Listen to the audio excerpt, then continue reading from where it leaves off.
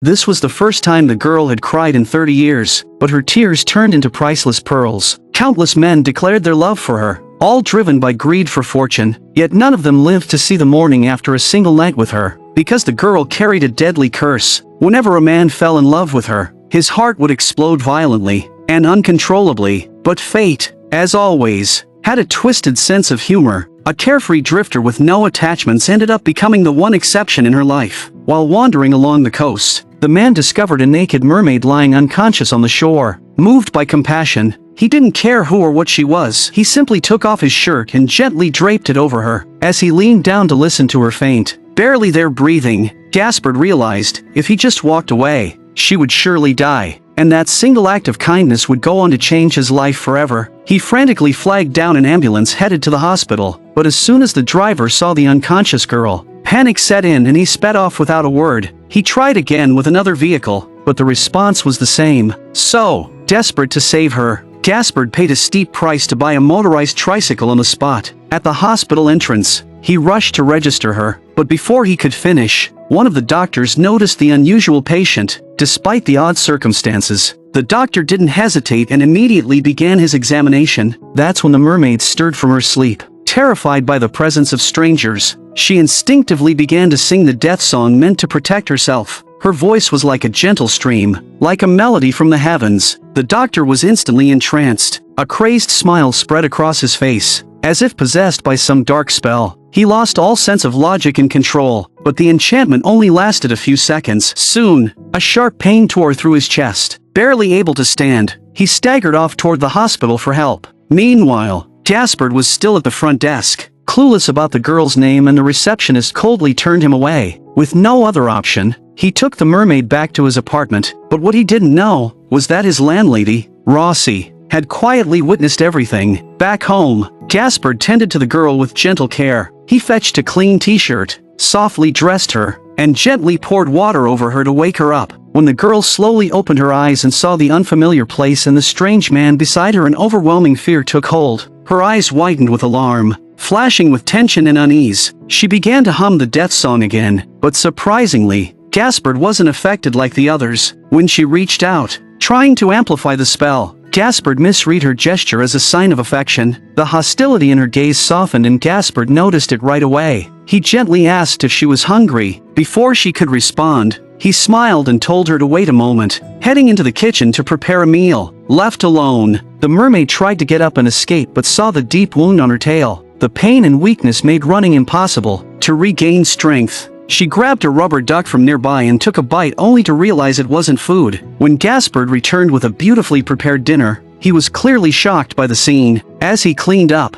he noticed the blue blood dripping from her tail. Worried, he asked if she was in pain, then began searching for scissors and gauze to dress her wound. But when he approached, she flinched, thinking he meant to hurt her. She sang the death song again, her eyes full of lethal intent. But once again, Gaspard was unaffected. In fact, he even started humming along with her. This unexpected response softened her heart. Her song faded into silence. Seeing him tending to her injuries with such kindness, she slowly let down her guard. She told him her name, Lula. Gaspard looked stunned. He hadn't expected her to speak at all. But before he could respond, Lula suddenly gasped for air. Panicked, Gaspard rushed over with food to comfort her. At first, she instinctively resisted human food, but Gaspard, ever patient, encouraged her with kindness. Though hesitant, she eventually took a bite. Her face lit up. She liked it, but that spark soon dimmed, replaced by a quiet sorrow. She explained, if she didn't return to the sea by the third sunrise, she would die. But Gaspard, concerned for her health, feared she wasn't strong enough to survive the ocean just yet. He promised she could rest and recover here, and he swore he'd get her home before the third sunrise. Before bed, he even took away the last remaining duck for safekeeping. But that night, Gaspard had a terrifying nightmare. In the dream, he was on an operating table, his heart torn apart, death creeping closer. He woke up in a cold sweat. Clearly, he still had no idea of the real danger he was in. The next morning, sunlight filled the room.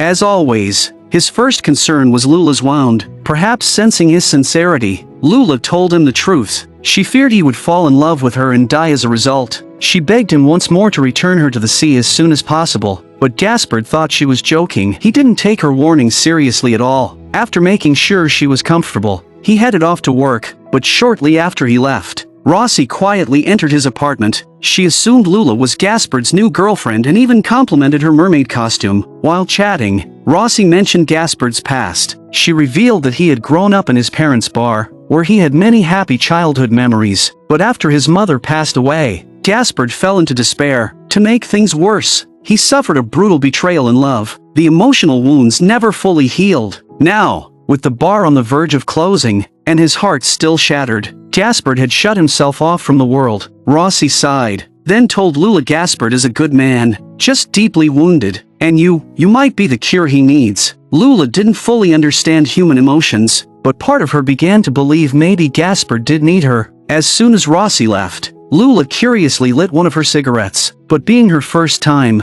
she immediately choked. In the chaos, she knocked over a bottle of perfume. The mix of perfume and cigarettes sparked a sudden fire. By the time Gaspard got the call and rushed home, the firefighters had already put out the blaze. But amidst the smoke and rubble, the firefighters suddenly heard a haunting melody. The music cut through the chaos like a gentle breeze, carrying with it a mysterious, enchanting power. Even the fire chief, who had been sternly lecturing Gaspard about the danger of open flames, couldn't help but soften his tone, captivated by the dreamlike voice. Nervously, Gaspard stepped into the room, only to find the bathtub empty. Lula was gone. He looked around in panic, his eyes scanning every corner until he finally spotted her curled up under the bed, quietly crying. Instead of getting angry, Gaspard knelt down with gentle concern and asked if she was hurt. His kindness brought Lula a warmth she had never known before. With his home no longer livable, Gaspard had no choice but to temporarily entrust Lula to Rossi's care. Returning to clean up the wreckage, he was hit by a wave of sorrow. The figures he had sculpted so carefully were now charred beyond recognition, his beloved instrument completely destroyed. Just as he stepped forward to inspect the damage, he slipped on a stray pearl scattered across the floor. In that instant, Gaspard understood perhaps all of this had been destined. Lula wasn't just a miracle. She was a messenger sent by fate, someone who both broke his world apart and gave him the strength to rebuild it. When he returned to see Lula again, he didn't blame her for anything. He simply asked how her injury was healing. With the third sunrise fast approaching, Gaspard knew he had to help her recover quickly and keep his promise to return her to the sea. Wanting to mark the depth of their bond, Gaspard brought out his ukulele. He asked Lula to sing with him a duet to immortalize their magical encounter. The melody floated through the small cabin like a stream of starlight, soft and poetic. The romantic harmony seemed to paint the air itself, bathing the room in warmth and tenderness. Overcome by emotion, Gaspard leaned in slowly, trying to kiss her, but just as their lips were about to meet, the sound of the recording ending broke the moment. Still, Lula smiled, making it clear she didn't reject the feeling, while Gaspard awkwardly tried to lighten the mood, even joking that their duet might become a hit. A sharp pain suddenly gripped his chest. Lula's eyes filled with dread. She knew Gaspard had fallen for her, but Gaspard denied it. His past heartbreaks had left scars that made it hard to admit love again. Lula asked curiously, "What does love feel like?" He answered, "Love is a pursuit of joy, but it often hides pain beneath its sweetness. It's an unfair exchange, swinging between laughter and tears, and inevitably, it breaks your heart." What Gaspard didn't realize, though, was that deep within his shattered heart, something had begun to mend. As their farewell drew near, Gaspard invited Lula to a special dinner at his family's bar. Rossi helped her dress, trimming her nails and applying beautiful makeup with great care. That evening, the romantic tricycle carried them slowly through the glowing streets. Driving in front was a gentle French gentleman, sitting behind him his stunning mermaid companion. When they arrived, Lula's eyes lit up with wonder at the new world around her. Gaspard, ever thoughtful, brought her a wheelchair. The moment his father saw Lula, a strange sense of approval bloomed in his heart. Overjoyed, he even arranged a small love ceremony for them. Lula watched, excited, as Gaspard wore a blindfold and playfully burst balloons filled with rose petals. For the first time in her life, Lula truly felt what it meant to be in love. Love wasn't just admiration or attraction, it was a bond, a connection of souls. As the evening wore on and the wine flowed, Lula opened up about her past. As a child, she had witnessed a horrific tragedy. A greedy fisherman, obsessed with her mother's shimmering tail, captured her with a net. Her mother fought with all her strength, but the man showed no mercy, plunging a knife into her chest. The sea turned red with blood as her mother's eyes faded into lifeless sorrow. Lula could do nothing but watch. That day marked her first heartbreak. She later discovered that her song could protect her and used it to exact revenge on those who meant her harm. But she was grateful, because Gaspard was the one person her song couldn't touch. Now, with all their secrets laid bare, there were no more walls between them. As soft music played, Gaspard gently pulled Lula into the dance floor. Under the warm, golden lights, their steps flowed in harmony. For that moment, they were no longer human and mermaid but simply two souls, dancing as one. But even the most beautiful moments must end. The time to part had come. For their final date, Gaspard took Lula to see the glittering Eiffel Tower under the stars. As the lights sparkled above, he played a tender melody on his harmonica. The music moved Lula deeply, drawing her closer. She didn't realize it was an intimate gesture meant only for lovers, wanting to share something unforgettable. Gaspard brought her to the aquarium. Lula was amazed by the shimmering blue waters. Without hesitation, she shed her clothes and dove in. Surrounded by fish and familiar warmth, she swam freely in her world. On the shore, Gaspard watched in awe. Smiling, he made a decision. He took off his shoes and leaped into the water. Together, they swam through the current, wrapped in wordless understanding. But the stronger his love grew, the more pain it brought. His heart could no longer bear the weight. As he began to sink, Lula realized something was wrong. She kissed him, offering a breath of life. Then, with all her strength, she pulled him from the depths and carried him to safety. Thankfully, Gaspard had only passed out briefly. Morning came, just as promised. Though his heart ached with longing, Gaspard fulfilled his vow. He brought Lula back to the sea, the very spot where they first met, and now would say goodbye. Trying to be strong, he promised he'd never forget her, but the sorrow in his eyes betrayed the pain he couldn't hide. He begged her to stay, tears welling in his eyes. Lula, choking back her own tears, remained silent. She knew the risk was too great, yet Gaspard wouldn't let her leave without a final gift. He brought her back to the ruined home and showed her the animated film he had made just for her. In it, he held tightly to a giant fish, before being chased in wild confusion. The strange dreamlike chase mirrored their own love, uncertain, chaotic, but undeniably real. Tears sparkled in Lula's eyes. She imagined a future together, walking hand in hand on golden beaches, woven not from fantasy, but from the tender threads of everything they had shared. But this beautiful dream was fragile, far too fragile. A deep fear took hold of Lula's heart. She was terrified that her love would bring danger to Gaspard, or even cost him his life. Holding back her sorrow, she told a lie. Lula told Gaspard that what she truly longed for was a real fish, not the one he had painted in his dreamlike animation. Gaspard believed her without hesitation,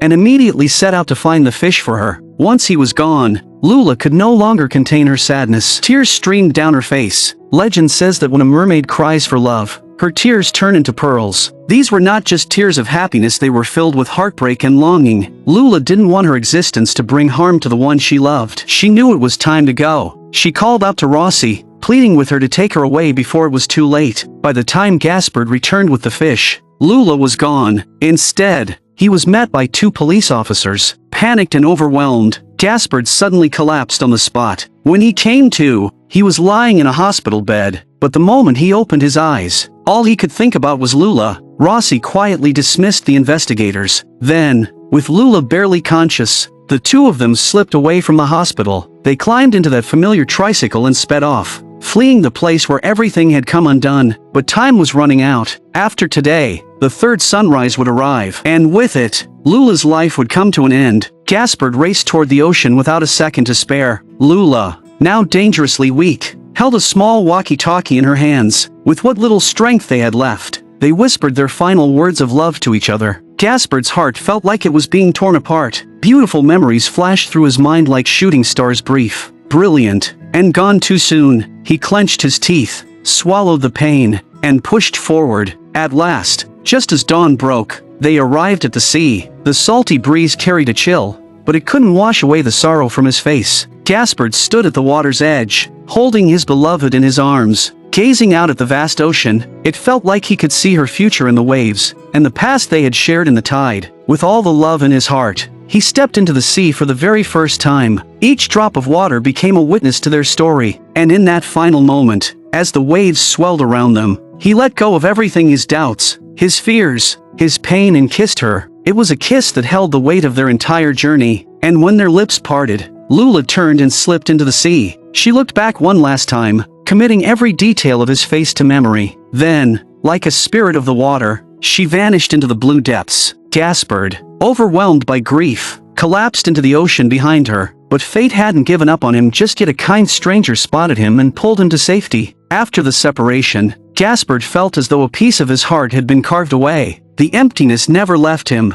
Every moment reminded him of Lula. Only now did he fully understand his love for her had already transcended life and death. To find his lost love, Gaspard took the pearls formed from Lula's tears and traded them for a ship. Then, without hesitation, he set sail into the unknown, determined to search every corner of the sea. No matter what storms lay ahead, no matter how rough the waters grew, he would never turn back. All he wanted was to hold Lula in his arms once more. Some say this story is just a fairy tale, unrealistic and impossible. But love, in its purest form, is not so different from a fairy tale. It gives us something breathtaking, magical, and yet always carries the risk of heartbreak. I'm a movie enthusiast. Please subscribe to my channel, and I'll see you next time.